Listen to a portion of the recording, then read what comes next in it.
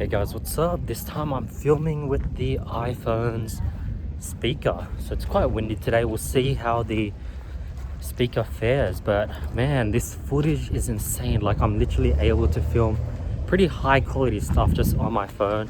And the iPhone's just getting better and better and better. So it's pretty cool. Like the footage is so clear. Like I'm just like flabbergasted. And like this is the front camera where the footage is supposed to be worse. But it's super clear. And it's totally worth the purchase. It was expensive. It was like $2,000 Australian. It's like 1.5 grand USD. Like, damn, that's an expensive phone, but it's worth it. Today I'm going to be talking about grabbing everything on the table and the mistakes of grabbing everything on the table. Like, what happens in entrepreneurship is you grind very, very hard. And it's a slow grind. It's like slow and steady, and it just slowly compounds. And when the compound pays off, what happens is there's this sort of exponential curve happening where you waited so long and it finally exponentially goes up. You're just flooded with this opportunity. So you went from a period of just being happy with where you're at. You're happy with the small amount of consistent clients, sales you're having, and then bam, you're just flooded with sales and requests and opportunity. And because you've grinded so long and hard, your only primal instinct is to literally grab everything on the table. You just want to grab, because you're like, damn, I worked so hard, and my time and my opportunity, my break has finally come. I'm gonna grab everything while I can. And the bad thing about that is when you do that,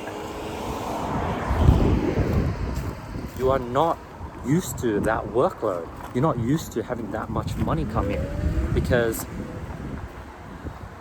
you've been living at a certain level, and all of a sudden all this money comes in, and that's when mistakes happen. There's so many things that can go wrong. One, you just become very financially poor. You start making financial poor decisions. You start cashing out, buying things, despite knowing if this sort of exponential growth is even sustainable. Two, you burn yourself out. You take on more than you can handle, because by this time, the systems that you've built for your business are pretty small, and there's caps to it, and you haven't been able to really test its limits because you've just been steadily growing. And what happens when you exponentially grow, you hit those caps of the systems you've built, and it breaks and everything crumbles. So what's the solution? The solution is to leave all the money on the table. Now, a lot of people might be like, damn, if I don't grab this money on the table, it's just going to go to waste. So that's the first mistake when you get into this sort of phase. You go from a place of abundance, knowing that there's so much opportunity out there, it's just slow and steady, to a place of greed and a place of like not abundance. You go to a place of like, damn, if I don't get this money, it's going to disappear. And that's not good for growth. You lose that sort of entrepreneurial startup thought and mindset of abundance, and that goes away, and that's the first thing that happens.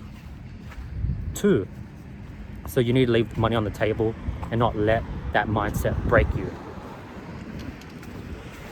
So one, you need to leave money on the table. Two, you need to build systems. That was just a car.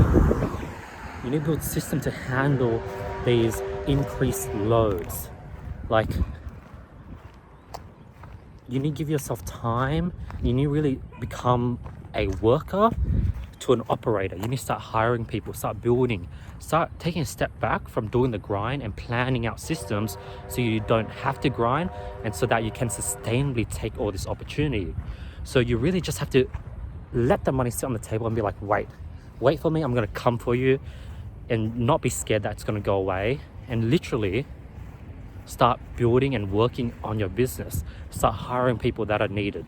Start reinvesting that money you got into, whether it's hiring VAs, hiring teams, getting a partner, investing in software. Like, these are all things that you need to do to be able to handle that load with ease. Now, the mistake that a lot of people do is that they just sort of take as much as they can get. They just sort of, out of sort of pain, they just hire a bunch of people sporadically because all this money is coming in, and then everything crumbles, and then you literally start building a mountain on you start building the roof on a shitty house. Because obviously when things were slow, you were able to build a very strong foundation, but then once all this money came in, your house is very shitty. And then when you build the roof on top and you start hiring people to handle all these new clients and all these new opportunities, the roof just crushes on the house. So you literally have to leave money on the table to build a solid house. Yes, I know that you'll probably have a solid foundation because you've been grinding and you had a lot of time, but you need to do the same thing. You need to give yourself time. You need to turn down clients. You need to turn down opportunities and really focus on predicting what's going to break. That's super important. Like, predicting what may break and building a system for that. For example, in consulting, what might break is the sales funnel. The calendar, the scheduling. Like, there's not enough schedules, so I need to get a sales rep. Another thing that might break in e-com is you're getting too many customer service questions that you can't handle on your own. Another issue might break is you're at a place where you have hired a bunch of VAs for all these things, from customer service to order fulfillment, but you have not hired a manager for them. So as you scale, all these independent sort of things, from order fulfillment to product research to customer service, they just break because you can't sort of manage them all because there's just so many issues going on. So you want to predict what's going to break and then build systems to grow it. In this case, hire a manager.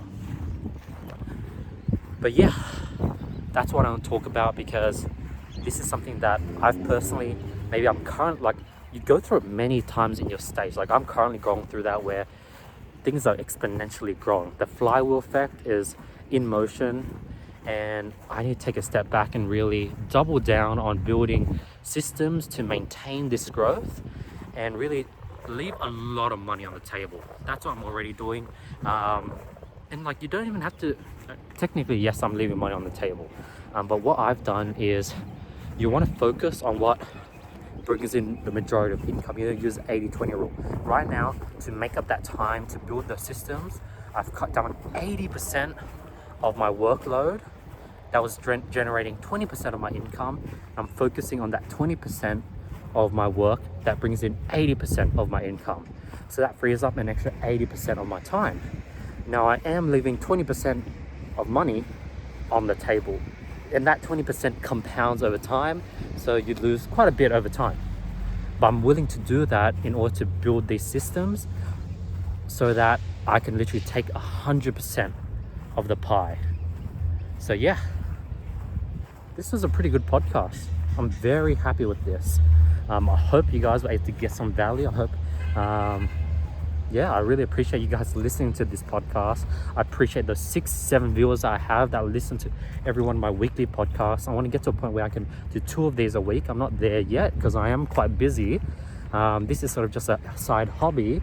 But if I do start working on that 80% of my time, I'm definitely going to put podcasts as one of the priority. But right now, I'm just sort of doing it when I go on my walks. But yeah, thank you so much for listening. I really appreciate your time and effort.